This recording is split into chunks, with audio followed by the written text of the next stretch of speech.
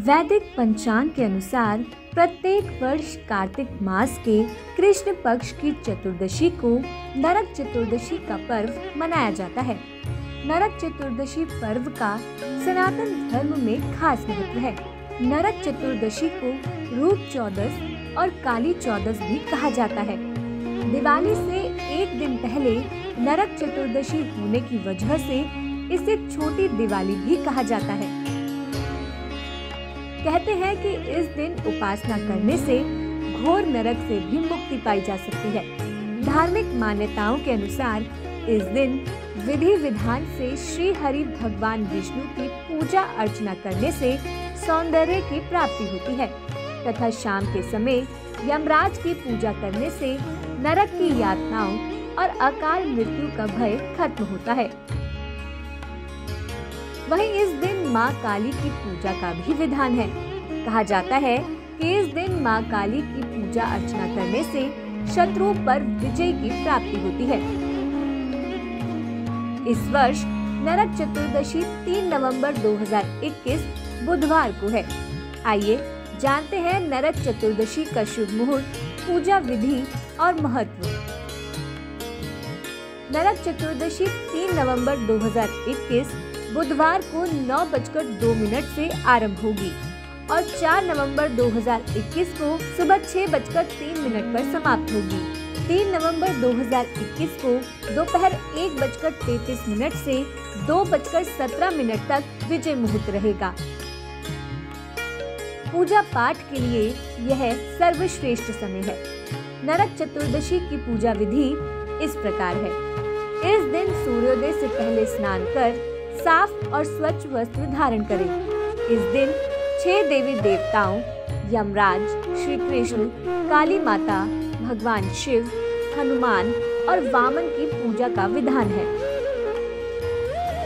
ऐसे में घर के ईशान कोण में इन सभी देवताओं की प्रतिमा स्थापित कर विधि विधान से पूजा करें।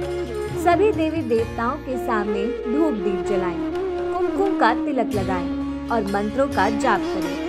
शाम के समय यमदेव की पूजा करें और चौखट के दोनों ओर दीप जलाकर रखें। दीप जलाने की प्रथा की मान्यता अनुसार इस दिन भगवान श्री कृष्ण ने भौमासुर यानी नरकासुर का वध किया था।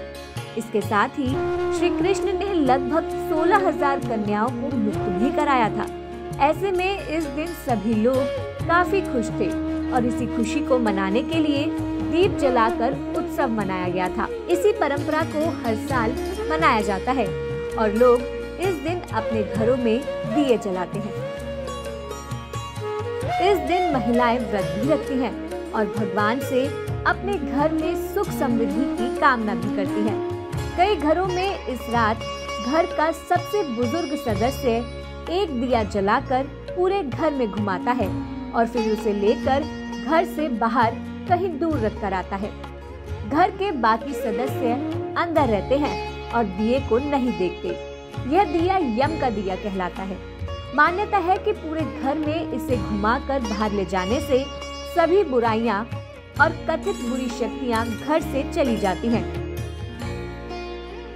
दूसरी कथा के अनुसार एक रंती देव नामक पुण्यात्मा और धर्मात्मा राजा थे। उन्होंने अनजाने में भी कभी कोई पाप नहीं किया था, लेकिन जब मृत्यु का समय आया तो उनके समक्ष यमदूत आ खड़े हुए। हैरान होकर राजा ने पूछा, मैंने तो कोई पाप कर नहीं किया, फिर मुझे लेने क्यों आए हो? क्योंकि आपके यहाँ आने का मतलब है कि मुझे नर्क जाना होगा। मुझ पर कृपा करें और बताएं कि मेरे किस अपराध के कारण मुझे नर्क जाना पड़ रहा है। यह सुनकर यमदूत ने कहा, हे राजन, एक बार आपके द्वार से ब्राह्मण भूखा लौटा था। यह उसी पाप क्रम का फल है। इसके बाद राजा ने यमदूत से 1 वर्ष का समय मांगा। राजा ने ऋषियों से मुक्ति का उपाय पूछा।